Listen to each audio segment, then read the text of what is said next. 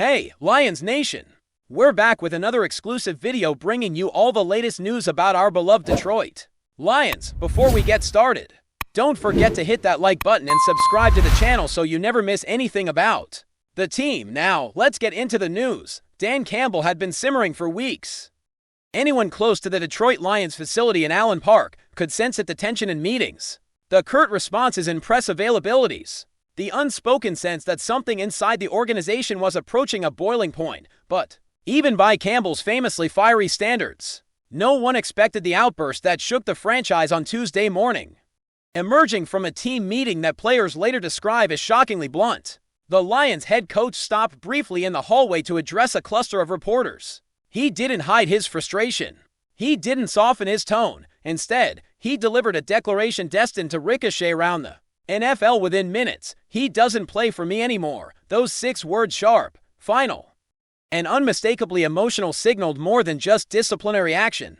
They represented a line in the sand from a coach who has cultivated his image around toughness, accountability, and loyalty. Campbell didn't specify the player in that moment, though league sources later confirmed the identity offer cord. What mattered in the immediate aftermath was the sense that the Lions, who have spent the last several seasons fighting their way out of obscurity and into playoff relevance, were now dealing with a seismic internal rift. "It was the most animated I've ever seen him," said one staff member who observed the exchange. "It wasn't just frustration, it was disappointment." To understand the weight of Campbell's explosion, it helps to understand the environment that preceded it. The Lions had been spiraling slowly, subtly, but undeniably over the previous month. After a promising start to the season, injuries began stacking up, execution waned, and the sense of crisp discipline that had been a trademark of the Campbell-era Lions seemed to erode. Film sessions grew tense, coaches repeated instructions, mistakes repeated anyway, and among those mistakes,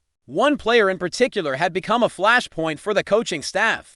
The situation reached its breaking point during last weekend's loss, a game defined as much by what went wrong on the sidelines as what unfolded on the field.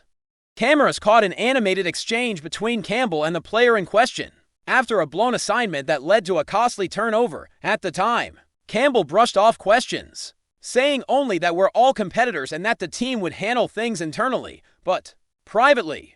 Multiple team sources now say the mistake wasn't an isolated incident. It was the culmination of weeks of missed meetings, inconsistent effort in practice, and what coaches describe as a lack of buy-in that undermined the culture the staff had spent years building. In the hours following the loss, Campbell held individual meetings with several players, including the one at the center of the controversy. According to a person familiar with the meeting, Campbell warned the player that his habits were jeopardizing not just his standing with the team, but the team's progress as a whole. The message was reportedly delivered firmly but calmly, with an emphasis on giving the player one final opportunity to course-correct.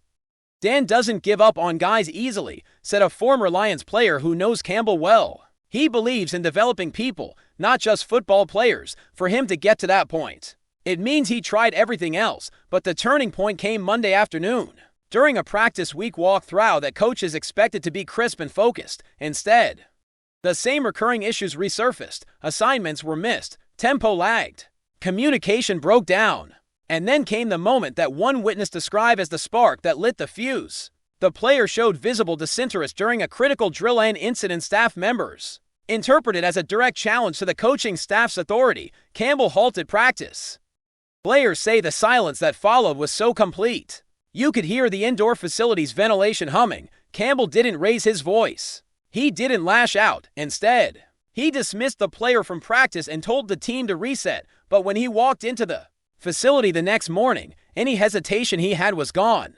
He informed his staff that he was done waiting for accountability. Then he met with the team behind closed doors and delivered the message that would soon reach the public. The player was out, not benched, not suspended temporarily, out of the rotation entirely until further notice. By the time Campbell encountered the media, the emotional charge of the morning had compounded his frustration.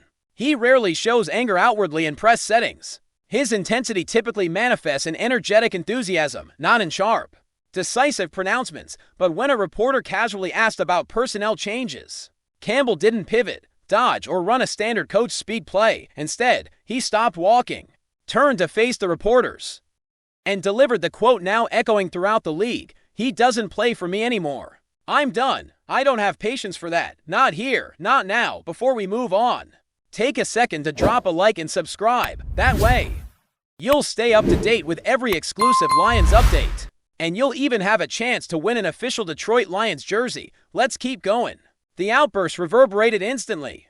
Reporters scrambled to confirm details. Social media erupted. Former players began chiming in with their own interpretations, some praising Campbell for setting a hard standard, others questioning whether such a public statement signaled deeper organizational dysfunction. But inside the building, the response from players was markedly unified. Multiple veterans privately expressed support for Campbell's stance, describing it as a necessary move to reinforce the culture that had made the Lions contenders. "You can't preach accountability and let things slide," said one veteran. "When we talk about doing things the right way, that's not just something for cameras. It's real in here, and everyone sees when someone isn't holding up their end." Others acknowledged the human side of the decision, while many were frustrated with the players' actions. There was empathy too. "This is a tough league," another player said. "Pressures build up. People handle things differently. Sometimes guys hit a rough patch, but at the end of the day, we're all judged by how we respond, and he wasn't responding." What makes Campbell's declaration particularly stunning is that it clashes with his long-established coaching philosophy. From the moment he took over the Lions, he preached patience. He championed second chances. He gave players room to grow, even when it meant enduring mistakes along the way. Campbell is the coach who famously said he wanted kneecap biters, but he also wanted players with resilience, people willing to fight through adversity. His reputation around the league as a player's coach doesn't mean he's permissive. It means he believes in investment. And when he invests in someone, he invests fully. This is why the abruptness of his statement shocked even those within the team. It signaled not just frustration, but a sense of betrayal. He must have felt like trust was broken, one NFL executive said after reading the early reports. "Dan is extremely loyal. If you lose his trust, that's a big deal." The Lions front office, for its part, is approaching the situation cautiously. Publicly, they are supporting Campbell's disciplinary decision, though they have refrained from confirming any future roster moves. Internally, discussions are underway about whether the player can be reintegrated under new conditions or whether a trade, release, or long-term suspension is the appropriate next step. Cap implications, team dynamics, and competitive depth all factor into the calculation. But the coaching staff's stance carries enormous weight. Meanwhile, around the league, rival teams are watching closely. Some are wondering whether the player might become available via trade. Troubled or not, talented players always draw interest. Others are simply monitoring the Lions' response as a barometer of how the franchise handles adversity now that it has transitioned from rebuilding to contending. "This is the kind of moment that defines a team," said one AFC scout. "Either it unites them or it exposes cracks." Inside Detroit's locker room, the impact was immediate. Practice intensity jumped noticeably the day after the incident. Veterans took on more vocal leadership roles. Younger players sharpened their focus. One assistant coach described the atmosphere as refocused, almost galvanized. Another noted that while the team was disappointed the situation had escalated so far, they understood why it had. Campbell himself spent the remainder of the week avoiding any further public comments on the matter. In team meetings, he emphasized the importance of accountability, consistency, and preparation. He didn't rehash the previous day's explosion. He didn't need to. The message had already landed with unmistakable clarity. "He's not someone who enjoys calling guys out," said a player who has been with the team for several seasons. "He does it only when he thinks it's necessary." And everyone in this building knows that when Dan says something like that, he means it. What remains uncertain is how the situation will evolve. Some within the organization believe the relationship is repairable, that emotions ran high, and that cooler heads may find a path forward. Others view Campbell's statement as definitive, the kind that signals a final decision rather than a temporary punishment. The player himself has remained silent publicly. Those sources say he is aware of the coach's remarks and is processing everything. Fans, unsurprisingly, have split opinions. Many back Campbell wholeheartedly, seeing the move as a stand for discipline on a team that cannot afford distractions if it hopes to reach the postseason. Others worry that losing a talented contributor mid-season could derail momentum.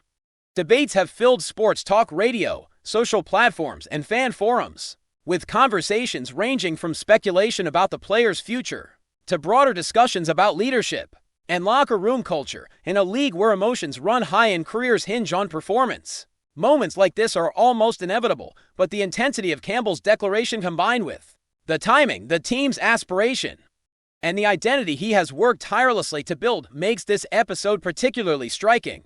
It is rare for a head coach to publicly draw such a hard line. Rarer still for a coach known for empathy and loyalty to do it in such unequivocal terms. One thing, however, is clear: the Detroit Lions are at a crossroads. Campbell's explosion did not happen in a vacuum. It happened because the standards he has worked painstakingly to establish were threatened. Whether this moment becomes a catalyst for renewed focus or a fracture that widens over time remains to be seen, but Campbell made one thing unmistakably clear: patience, at least in this case, has run out. And in the NFL, when a coach like Dan Campbell says, "He doesn't play for me anymore," the entire league listens, because it means something is shifting, either for one player or for an entire franchise determined not to let its hard-earned progress slip away. We bring you the latest Lions news every single day, so make sure you're subscribed. Hit that like button and turn on notifications so you don't miss a thing. And of course, drop a comment below with your thoughts on today's news. Your voice makes a difference for Lions Nation. See you in the next video.